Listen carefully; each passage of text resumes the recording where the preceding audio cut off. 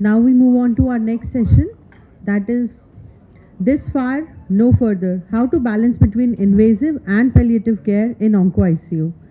So to chair the session, may I request Dr. Rajiv Goel, Senior Consultant Respiratory Medicine at Rajiv Gandhi Cancer Institute, and Dr. Kapil Singhal, Senior Consultant Anesthesia and Head Critical Care and Deputy Medical Director, Metro Hospitals and Heart Institute, Noida. Welcome, sir. Yes, sir. Hello, hello. Yeah. Yeah, it's working. Good afternoon, everyone, and thanks for having us here. This is Dr. Parveen. She's there. Okay, thank you for having us here, and very nice conference. You can see this is going on since morning. So, coming to the topic which will be discussed now is a continuation, I believe, of the panel discussion which was going on. And we also have in continuity the panelists from the previous discussion, Dr. Rajesh Pandey, a very renowned intensivist. I mean, he's been there for so long, as long as I can remember, and has headed many, intensivist conference and, conducted many of them. And he'll be talking about, this far, no further. I think this is a very, very sort of pertinent phrase as far as intensive care, for oncology patients. And many a times the dilemma of, how far to go, when to sort of stop, and when to actually say that this much and no further. So that is the call that the intensivist has to take. And like the panel discussion which was being held before this, the important thing I think is, there is a science to it and there is an art to it. The science tells you about looking at the numbers, looking at various things which tell you about the patient. But the art of is to look at the patient, to look at his family, to look at his overall situation in life, to also look at his oncological status, where he is in terms of his, trajectory as far as the disease goes, and then take a call as to, what you should do. So I think the patient's family is perhaps very, you can say, ignorant of what can be done, and what should be done, when to leave aside and when to, do further. It is the job and it is incumbent on us to actually inform the patient as to where the, the patient, what is the situation, tell the family where it lies, and then, take a common decision. So Dr. Rajesh Pandey, I'm sure, will, deal with all this in detail. And welcome to you, Dr. Thank you so much, sir, for the kind words. And I think he has very nicely summarized what I'm going to discuss. So, and the title is very, very suggestive, This Far, No Further. So, it talks about a situation where we have reached a medical futility in terms of treatment or therapeutic options or the progression of the disease. So, because we have a mixed audience, earlier the palliative care was, discussed only in context of oncology. So you can see there are two models here. So initially you are trying to treat with a curative intent. When you find that disease is far too progressed or it cannot be cured, then the palliative care time starts. And then towards the end of the time, when you know that patient is not going to make it, possibly you will be discussing with end of life situations and what are the withdrawal options or withholding options. And then you also provide bereavement care to the family. Similarly, another model, again focusing on oncology patients, it refers them to the hospice care. Unfortunately, hospice services are not so well developed in India. So after palliative care or after discussion with the palliative consultants, they are often referred to the hospice care. So there were a lot of gaps in the advanced cancer care, which were because of misunderstanding of palliative care, that palliation should come only when curative ends. That was one misconception. and poor communication regarding the diagnosis and the prognosis, all those things, and the lack of advanced care planning discussions, that this is going to be the option, we'll do this, and then we'll continue with the supportive management and symptom management. Also, they were confused about involving the family physicians. Once the family physicians has referred to a hospital, his role in India stops. So he is the person who has been looking after, has been in touch with the family, so he should very well be part of the ongoing treatment journey from curative to palliative and finally to end of life care issues.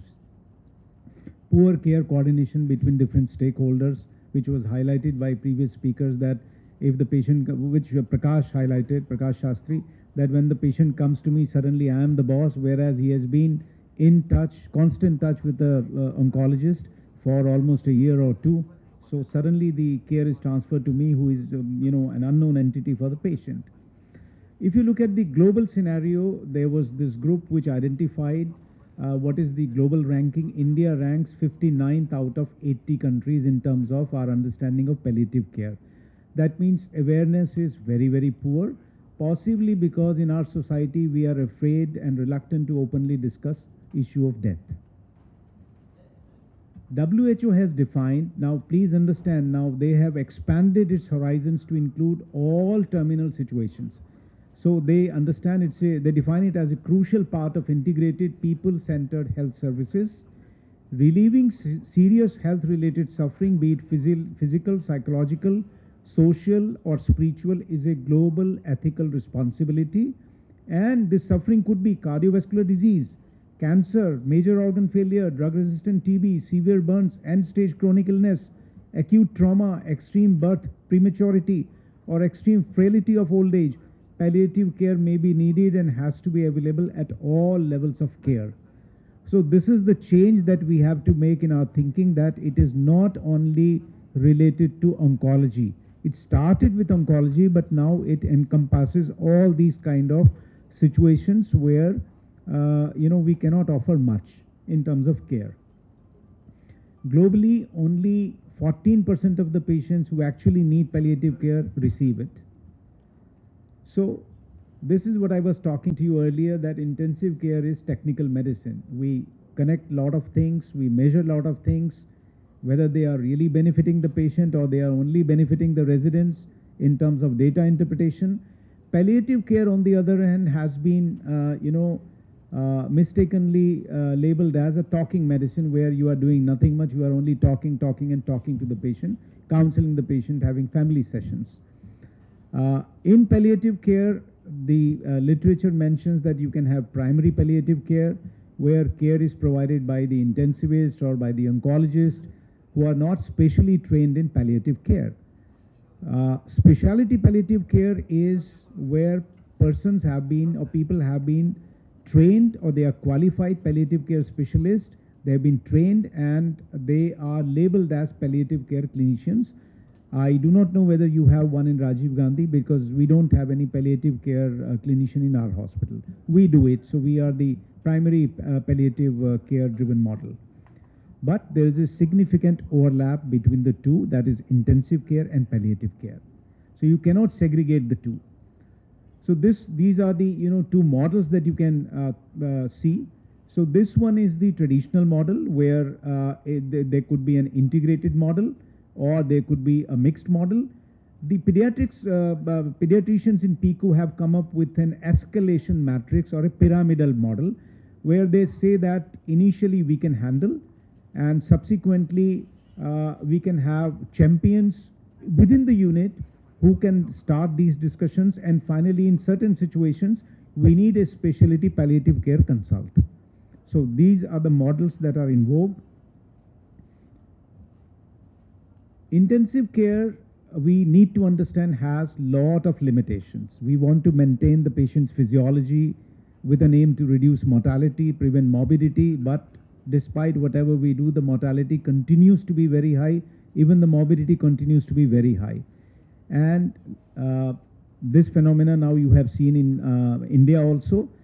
During the last months of life, the ICU admissions are increasing. Earlier, the good death was happening at home in family environment. Now most deaths are happening in the hospital. So that has increased by 30%. And normally the ICU physicians, because they are mortality centric, they want to save lives, they do not accept any adverse outcome, or they do not want to talk about situation where they cannot offer anything much and they have to discuss end of life care issues. So but now of late there has been a change. We accept that yes, we have reached a stage of medical futility, nothing much can be achieved. Now we have to discuss, support the family, support the patient, provide symptom control, and also work towards a dignified death. So withdrawals and withholdings, we had the discussion, are happening commonly in ICU now. Of course, documentation is important, but these discussions are emotionally draining. They take time. You don't have time. You have a lot of patients compared to your Western counterpart. So what are the difficult areas that the intensivist faces? Initiating such discussions. So we try to avoid knowledge and competency in withholding and withdrawing interventions, whether the team is clear about how we can go about this, whether it is allowed legally, and resistance to some of the treatment limiting the suffering. So team members may religiously feel differently, so that conflict is also there among the physicians as well as among the nurses. Then we are not familiar that we can use sedative analgesics just to ease distressing symptoms rather than as part of the curative treatment. We are not well versed with symptom management. Most oftentimes we leave it to the judgment of the nurses. When it is pain, thirst, anxiety, sleep disturbances, dyspnea. So we want to intervene with definitive measures when there is a measurable outcome. Other things, okay, ICU mein hai, dard thoda hoga, anxiety hai, thodi si sedative. So the nurses do a lot of things on their own.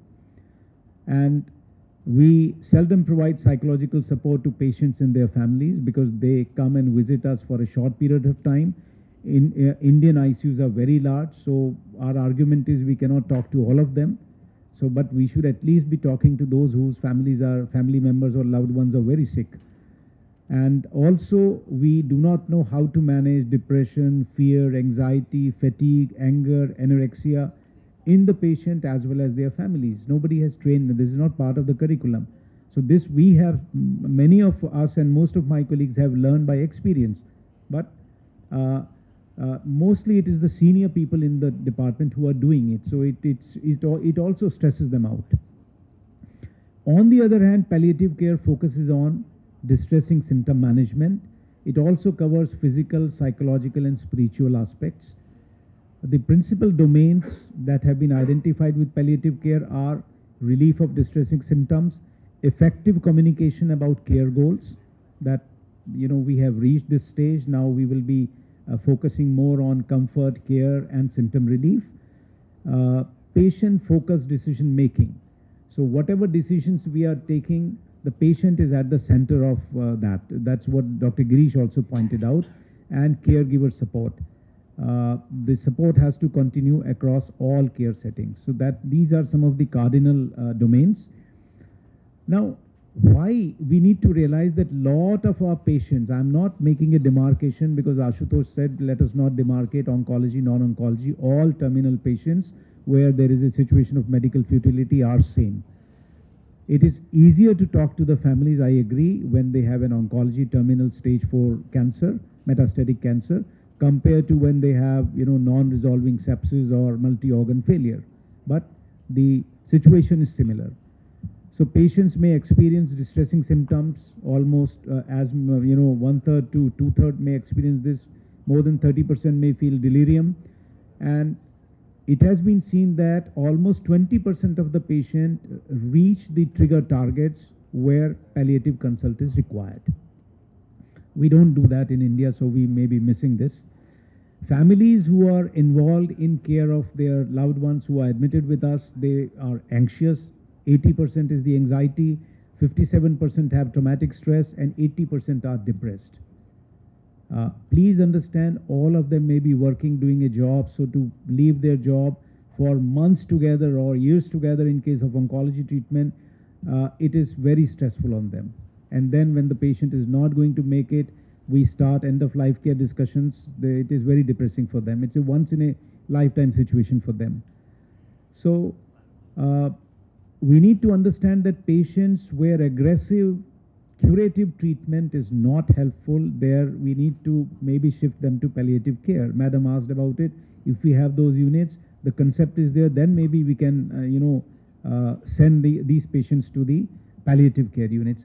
So there is a need for us to be empathic and care for the family as well as for the patient. There's a strong need, because that is what you need. That's what everybody needs, when they are dying. They want their loved ones to be around. They want, to be free of pain or free of any dyspnea or other symptoms. So a lot of studies have focused on barriers and risk of implementation of palliative care. Why in ICU? Why we can't do it? The barriers are, I'm not aware of the palliative care needs or the concept. I am not competent to screen the patients for need of palliative care. I have difficulty in communicating with the family at the appropriate time.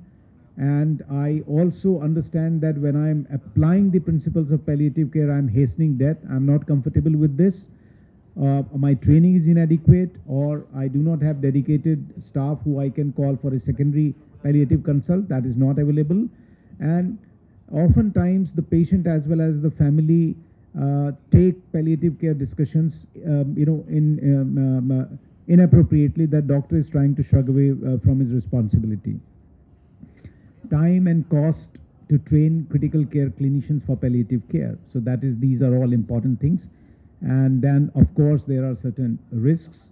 Now the suggestions has been that what we can develop, what we can do is, in terms of interventions, from patient perspective, he needs freedom from pain and other symptoms. We need to prevent something called post-ICU syndrome, and the palliative care discussion has to be tailor-made based on the trajectory of the illness. As I showed in the beginning, as the illness severity is increasing and there are very few treatment options available and the medical treatment is futile, that is the time we should discuss it, rather than initiating discussion when patient is almost going to die.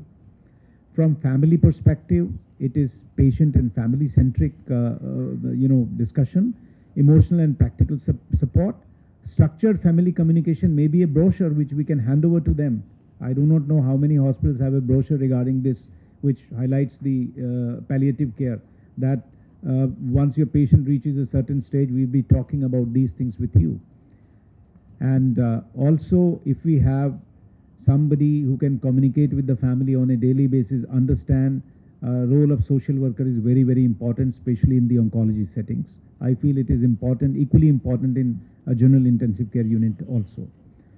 Clinicians, we need to do a lot of things. Then in terms of systems and other things, we need to, so there are suggestions given which we need to look at.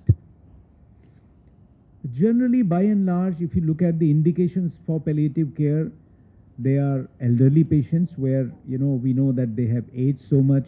They are 94, 95, 96 plus. Patients who have been with us for many, many days, many weeks. Patients who have multiple comorbid conditions which are fairly advanced, or where there is an advanced medical directive. Now this is common in the Western world, but I think next decade we'll have this also being reported from Indian hospitals.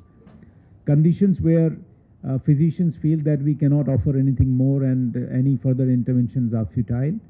So these indications for requirement are there in up to 20% of the ICU patients. Lot of studies have identified when they have given palliative care consult to a palliative care specialist. So you can see when a patient was in hospital for a long time, when they had a advanced stage 4 malignancy, post cardiac arrest, major ICH bleed, on ventilator, etc., etc. And again, you can see where they feel patient was unlikely to survive for more than a week if the treatment was withdrawn, not escalated, more than 3 organ failure. And also when there was disagreement among patients, staff, family, resuscitation preferences, or use of feeding, hydration, or other major treatment decisions, then also these they wanted someone else to help them because they were not making any headway there. So that is where the palliative consult was given.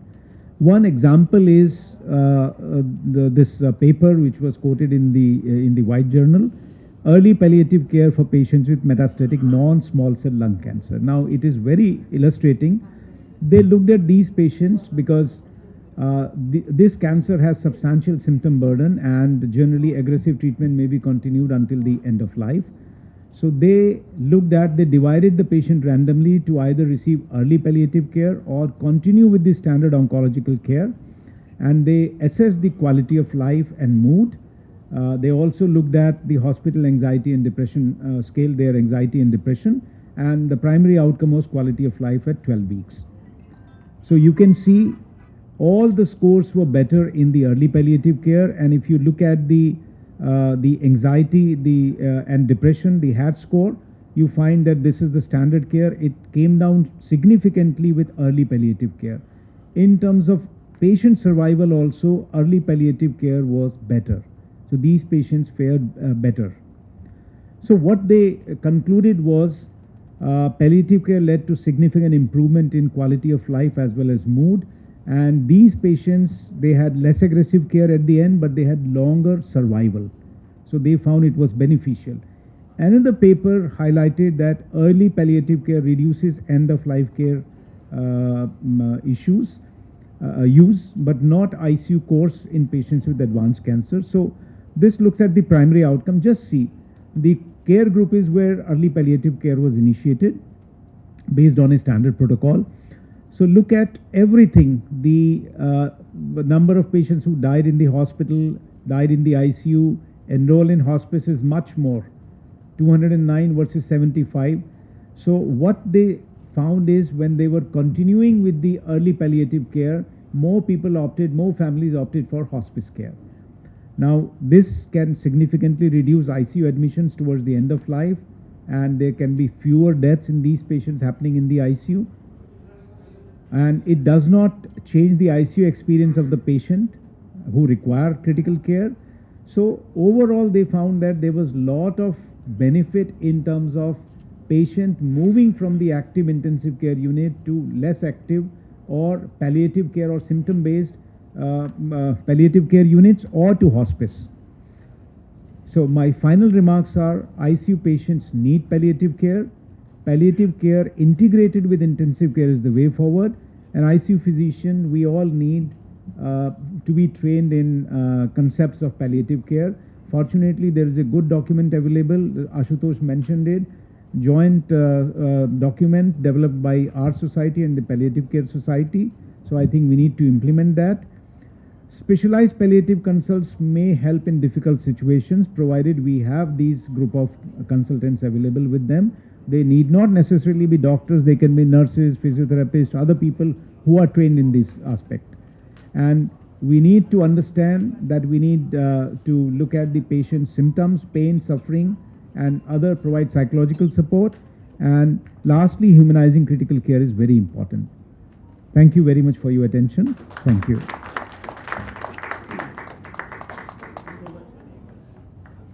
Thank you so much, Dr. Rajesh Pandey, sir. It was really a wonderful talk, and I am really happy. I would like to congratulate the organizer, Dr. Praveen Kaur, especially to keep these sessions where we are emphasizing more on the palliative care and end-of-life care. As we as intensivists, not only intensivists, we as physicians, we try to jump on more on the intensive things, more on the treatment part of the patient. But yes, it is important, and it is an important aspect of the treatment to provide the palliative care. And I think till this palliative care facilities are more abundantly available in our situation. This home care facility, can it substitute this palliative care? What do you think, Dr. Hospice care is a part of the palliative care. I mean, patients, they should be with their families where nothing much is there, psychological support, physical support, maybe some kind of symptom relief is available. So I think the oncologist may be more familiar. I know only about one hospice center, that is in Safdarjung Hospital. So I don't think there are many such centers in India. But those who are providing home care, there are. Oh, you were talking about home care. Sorry. Yeah. Home care is another area which, again, it may not be the substitute, but it may be a good option in country like India. Yes. Because the patient is, somebody who is very important member. He may be father, he may be mother or wife. If they are in their home environment, they definitely do better. This is what we have seen to critically ill patients who are taking long time in recovering. They do much better at home. So they are in their home environment. They have somebody who can look after their needs, and they die with dignity at home when everybody is there. So this could be one model, but the Western model doesn't talk about it because they find it, they do not even think about providing home care. But till the time we have more of palliative care centers We and can, hospices, we can. I think this is being practiced also. yes. As ma'am was asking in the end of the earlier panel discussion, that there are many a times you face a situation when the attendants want the patient to be shifted from ICU to ward. So there we can offer them that services. Are there any questions from the house or any comments from the house? Anyone? Okay, just one thing that I thought is important, and home care is, when you have a patient who's at least reasonably stable enough, or completely written off in terms of taking him home, but you have patients within the hospital who require some amount of continuous care, yet they need mainly palliative care. I think that is a something which we really need to closely look at. And one thing I noticed, because Parveen, before you came, I happened to look after this ICU myself for about a year or so. The experience was that when you mix patients who require very intensive care with other patients who are actually terminally ill, it takes away the enthusiasm and the kind of zeal of the people who are working there, because on one hand you have people who are DNI, etc., and on the very next bed you have a patient with sepsis who requires all your attention. So there, there is a problem, and I think that you need to seriously look at having palliative intensive care. I'm just for short of a better term, palliative care where there is, that provision of monitoring and etc., but the family members can be there. Their visits are, not limited, unrestricted, things like that, and where the discussions have taken place about, not intubating, etc., but not mixing the two. Yes, sir. Because there is a problem. So many a times this discussion has happened because over a period of last 26 years, many a times this request for a palliative separate kind of a thing has happened. But now I think in the last month's meeting it has been decided I will designate 1 or 2 beds. But I will also like to state here, sir, that 1 or 2 referrals which had come to our team and we actually examined and spoke to the families, they were not willing to for a hospice or a home care solution at all. They still wanted an institutional depth. Precisely. So So they would want to. I agree. Institution care becomes important. The point that he's making is very valid, because It's a different oftentimes point. you have to treat You're their not saying pain and their no. symptoms. At home, the doctor would not be visiting. Yes, It will be sir. limited Yes, to the sir. But nurse again, or the hos- attendant. So the hospital management mandate about being a curative institution rather than a palliative. We don't want, because then it will be like cutting down on curative beds if we want to create. We have a fear that it may have to be that is a call expanded. you have to take. But that back. is one way of looking that at is it. Nevertheless, something- that's why it has not happened till now, I feel. Nevertheless, Because 8 bed, 10 bed, हो सकता है demand becomes so exponential that we may not be able to meet it. But ये जो है ना, ये एक मसला है। या, और मसला मतलब तो कि- है। हाँ, मसला है। मसला और तो है। ये मेरे सारे बैठे हुए डॉक्टर आनंद और ये So सतीश 2 वगैरह beds सारे is what बैठे हैं। last month I got कि 2 beds बना लेते हैं. I'm And still it is thinking about whether very we should. draining on the nurses, on the staff, Yeah. because they are seeing patients, terminally ill patients, just pass Yeah, out like yeah. that, and that takes away their energy, because they don't sort of feel as energetic. It's a practical problem. Dr. Rajiv, I have given this suggestion to NABH that if a hospital has 50 or 100 cancer beds, or they make it mandatory for them. If it comes from them, तभी होगा, नहीं तो नहीं होगा. तब तो कर ही लेंगे sir. I have one point to make here in continuation of what Dr. Goyal has and Dr. Pandey has highlighted. Is fact that a lot of times the primary onco physicians and the consultants they do not want to label their patients as palliative patients for whatever reason. And they do not want to shift their patients out of ICU even if they have given DNI. Ashutosh, it is because they are equally ignorant about the concept of palliative care as we are. Because I don't think Yeah. legal issues.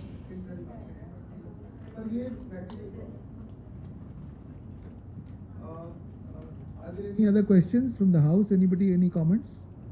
Dr. Pandey, thank you so much. Thank you, sir. It was Thank a you so much. really brilliant lecture, and thank you for coming here. Thank you. And thank you for looking after the panel discussion and this stuff. Thank you so much. Thank you. Thank you. Thank you, Kapil.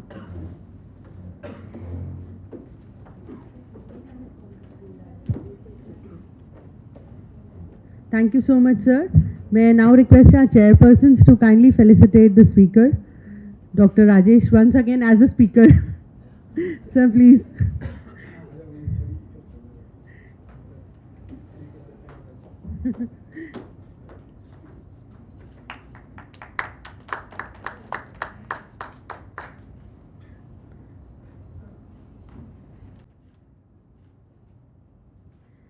I would now request Dr.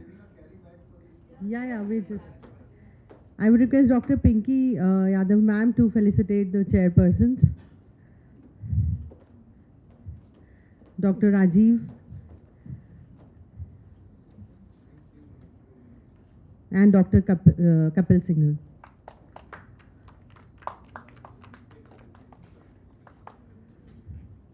Thank you, sir.